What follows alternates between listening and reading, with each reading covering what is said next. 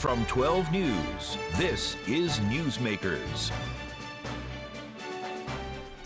Welcome to Newsmakers. I'm Tim White. Rhode Island State Senator Tiara Mack's TikTok went viral earlier this month when she posted a video of her twerking at a beach on Block Island. In an interview with 12 News politics editor Ted Nesi, Mack says she has no regrets about posting the video, but says she wants to shift the conversation from twerking to policy. Here's Ted's interview with State Senator Tiara Mack.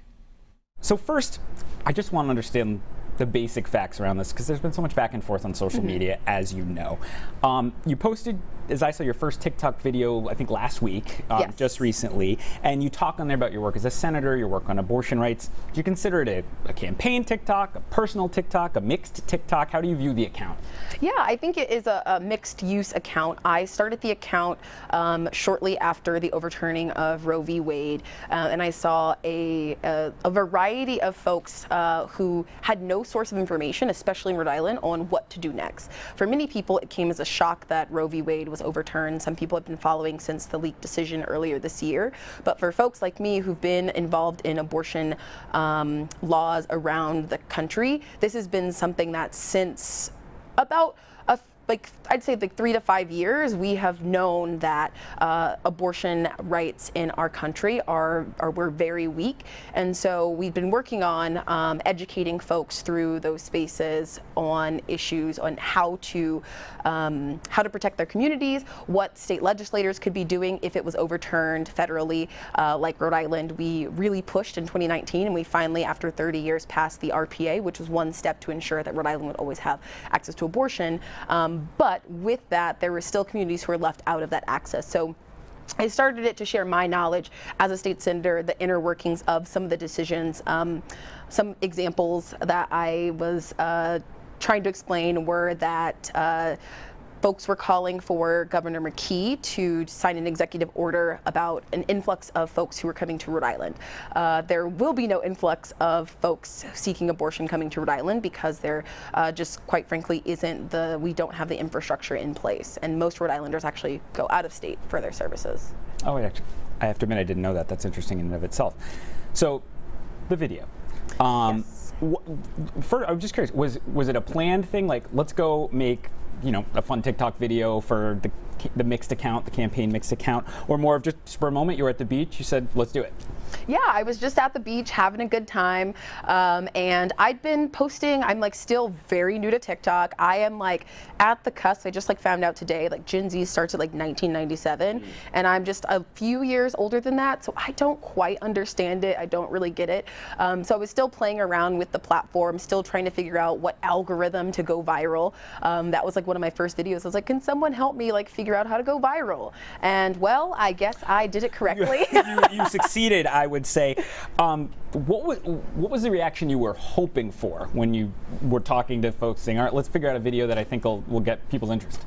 Yeah, I was hoping for folks to be activated to come to my page and then share even more information about the state of abortion access and other reproductive health rights, trans rights, and bodily autonomy on that platform, which is what the vast majority of the other videos are.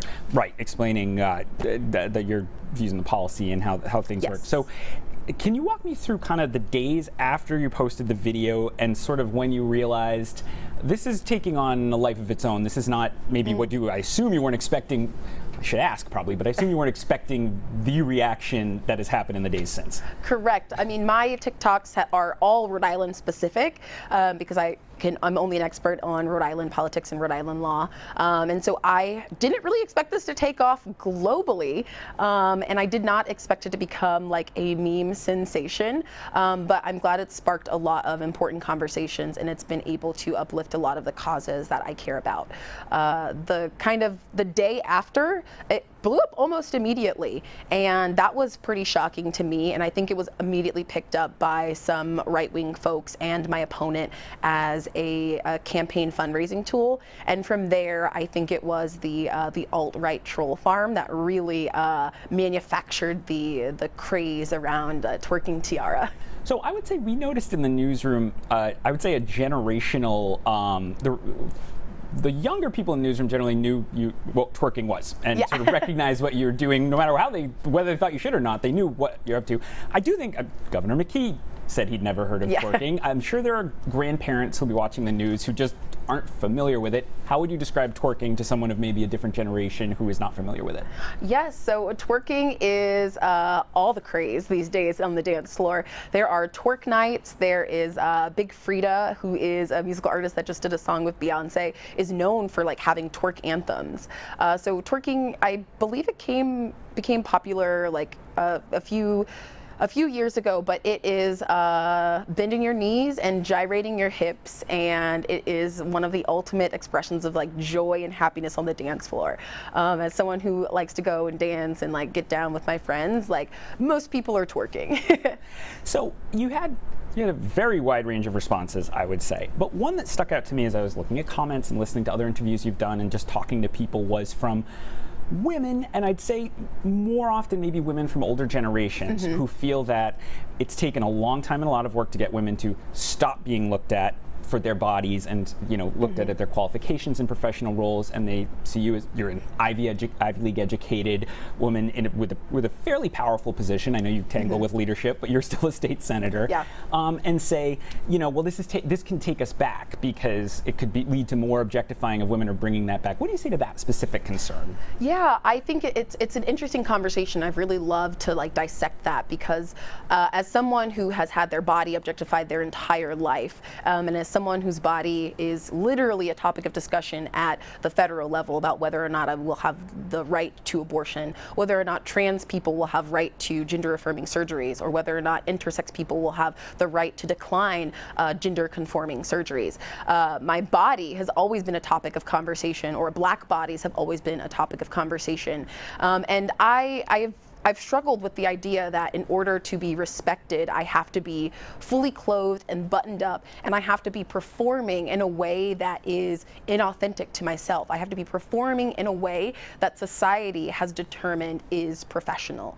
And so I love to challenge that idea that with my Ivy League degree, with my status as a current state senator, I did not receive respect in that building in multiple ways. There was a hearing where we were listening to a bill about payday loan lending, and one of the lobbyists who'd been there for a while, I think his name is Bill, he interrupted me while I was speaking. I started crying. Still, he wanted to interrupt me. And that was a level of disrespect and that I had never experienced as a senator with an Ivy League degree. This was on a committee, you were one of the committee members asking the question. Yes, on the Commerce Committee where I'm the secretary, I had someone, a lobbyist who felt that they could interrupt me. A seated senator sitting in the room as the secretary of the Commerce Committee was interrupted by someone. And so it's not about what I'm wearing. It's not about what I'm doing. They wouldn't respect me regardless. I was fighting for my bills for the last 2 years. I had bills this year that got hearings last year that didn't even get scheduled for a hearing.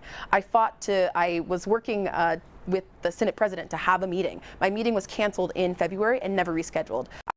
Weekly, sent text messages, sent emails, went down to his office and to his secretary to schedule a meeting to talk about the policies that I care about, and they went ignored.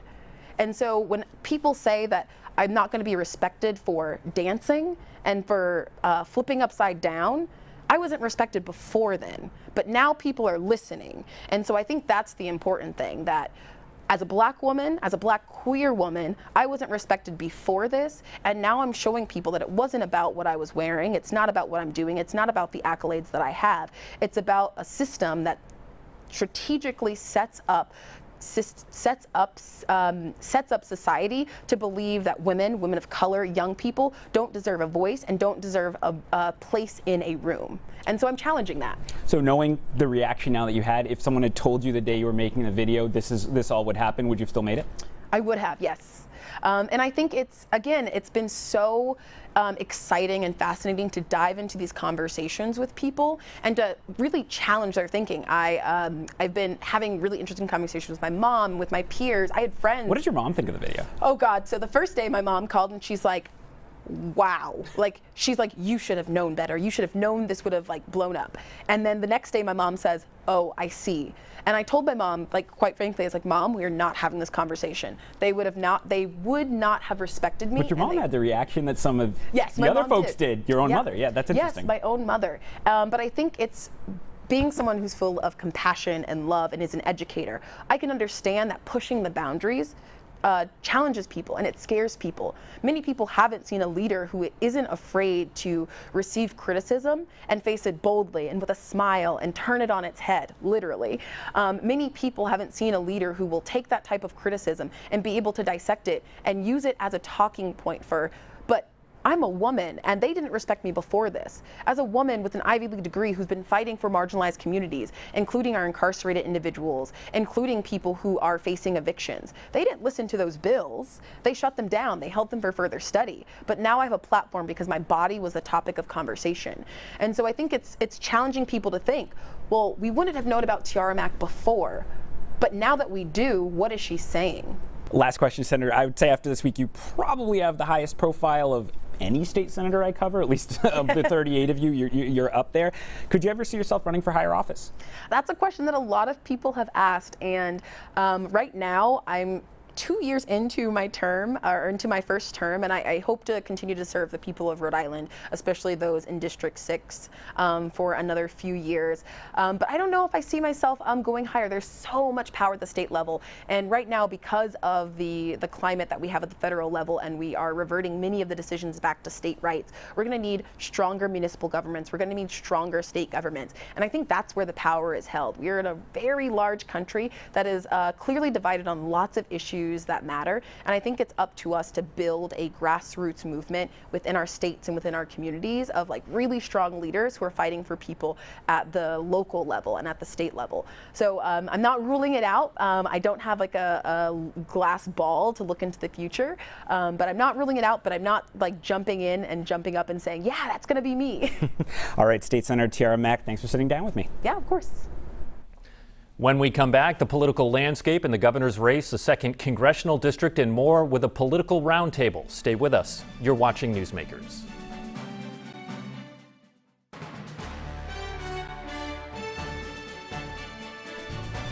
Welcome back to Newsmakers. I'm Tim White alongside 12 News Politics editor Ted Nesi. And for this political roundtable, we welcome back 12 News political analyst Joe Fleming and Target 12 investigator Steph Machado. All right, crew, let's start with the Democratic primary for governor. And to remind people at home, all the candidates that are in that race, let's bring them up here on the screen.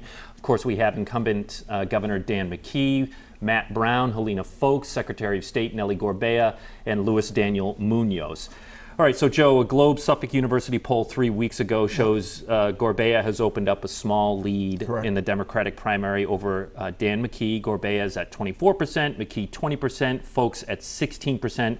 Big number, of course, is 31% of the voters are undecided. Somewhat similar to our poll that you conducted for us in May, where McKee had a slight lead over Gorbea, but Foulkes, her profile has risen, and it's no mystery as to why. No, there's no question why, due to the fact she's the only one who's on TV advertising between our poll and the Globe poll, so she went up 10 points. The bigger question, Tim, is simply, when is this campaign going to get into high gear? I mean, I've never seen governor campaigns being so low-key to the very end.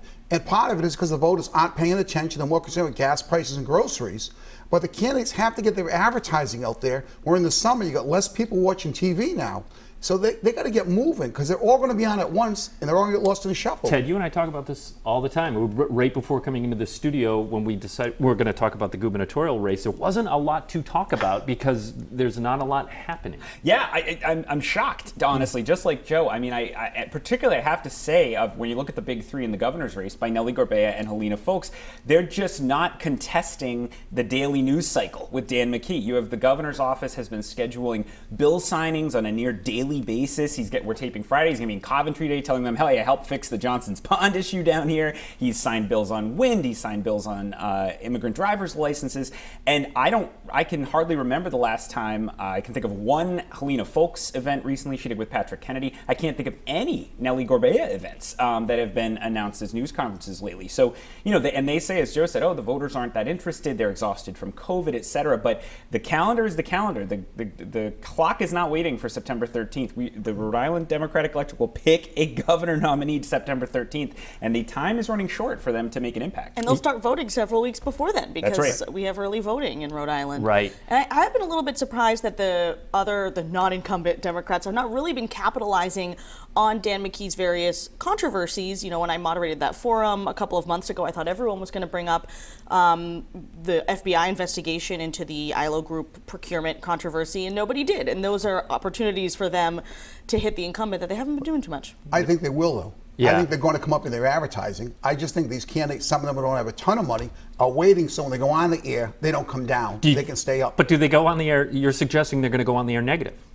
Well, I think they're going on the air positive early and then go to negative as time goes on, depending on what the numbers are. If their polling shows us tight, they may try to bring somebody down. The problem with the negative is you may attack Dan McKee and bring his numbers down, but you may not bring your numbers up. You might bring Helena Folks' number up if you were Nellie Gombert. The question is also who goes negative, right? We still have a Helena Folks super PAC raising money that hasn't gone on the air. Dan McKee has historically always gotten ed reform money to come in and do advertising for him. Nellie Gorbea has Emily's List, which spent a boatload of money in the Massachusetts 4th race, which was so hotly contested 2 years ago. So it's not just the campaigns. There are some outside groups that could really make their presence felt in these weeks. McKee's getting help from an outside group. He already is. That's right. The ad people are seeing on their screens right now for Dan McKee is not his campaign. That's the building trades who have become, along with the labor, strong supporters of him, the Sabatonis.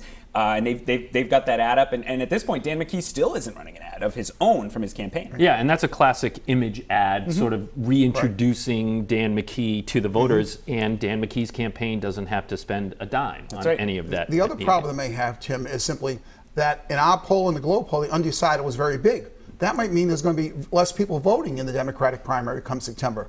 So there's going to be a smaller turnout, which could affect the outcome of this race greatly. Sometimes undecideds don't go to a candidate. Sometimes they just don't show up. Exactly. So meanwhile, Republican Ashley Kalis has been steady Eddie all along. She has been on the air. I saw her at the on the parade route at the Bristol 4th of July parade.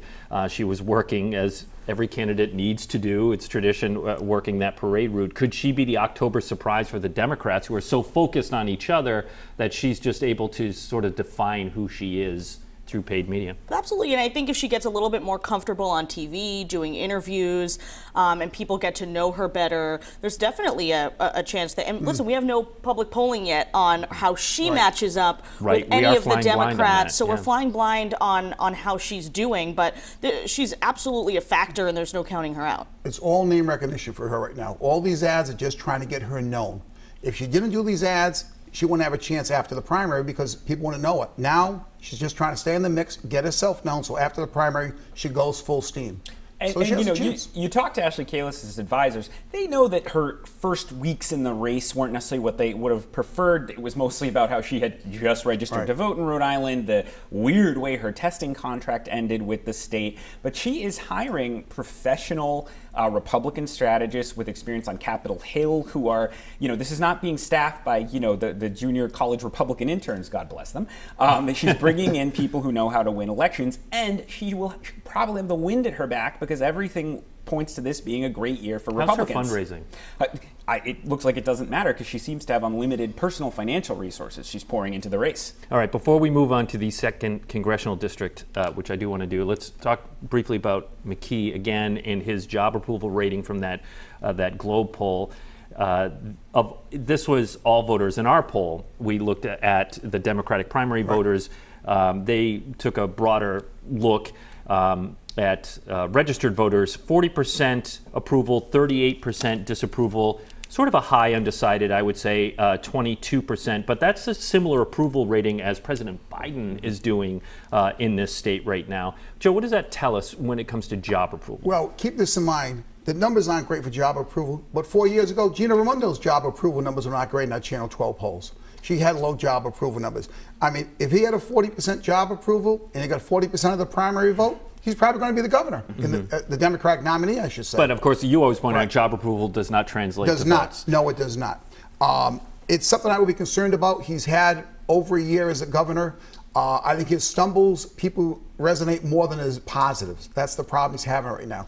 People are remembering the negative things that happened with him instead of his positive things. He has to get his ads out there to stress that and to move his job rating up. All right, Ted, as I said, I want to move to the second congressional race. The Globe poll has Democrats very concerned in this one. Yeah, and let's take a look at the numbers the Globe had. This poll taken now a few weeks ago, but well, this is the candidates actually in the Democratic primary, which we can talk about that first. So we'll start with the primary and then go to Alan Fung. If you could bring it back, Alex. So you have these. Okay, Alex, you really keeping you on your toes. Yeah, exactly. Keeping you on your toes. I have a newborn, Alex. You think I can handle this? So here we are. This is the Boston Globe poll that we just had. Alan Fung, 45. Seth Magaziner, 39. Almost 20% undecided, 17%. So, on the one hand, people could say, well, Seth Magaziner's only 6 points behind. On the other hand, you have Alan Fung already ahead in a really bad year potentially for Democrats.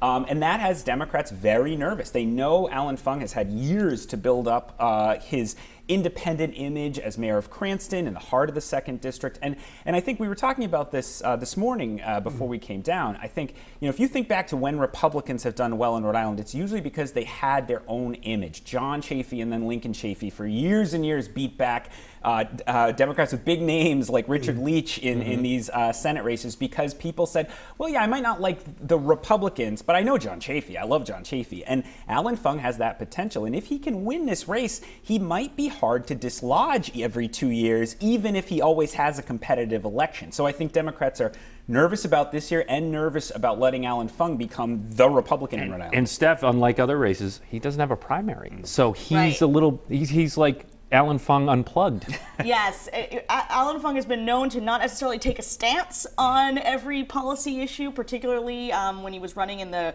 Republican primary for governor, when he didn't want to go too far to the left of his primary opponent and lose the primary. But now he is a little bit more forthcoming with his views. He gave you guys a little bit more insight into his stance on abortion when he was on Newsmakers last week, which really matters to voters right now. It's a huge issue. Weighed in on climate change. Yeah, he said, I'm one of the Republicans that can say the word climate change. So he's really trying to show that he's moderate enough to win over Democrats and independents, but he also has to, thread that needle to make sure he doesn't lose any Republicans. If we could, Alex, bring up the go back to the Democratic candidates in CD2, and I'll go to you with this one, Joe. Magaziner, look, he hasn't obviously won the primary, but it's less than 2 months away.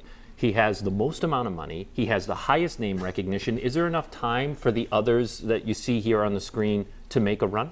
There's always a chance. It's going to be very difficult, however. With voting starting in 5.5 weeks with the early voting, it's going to be very difficult. Magazine has the money to spend.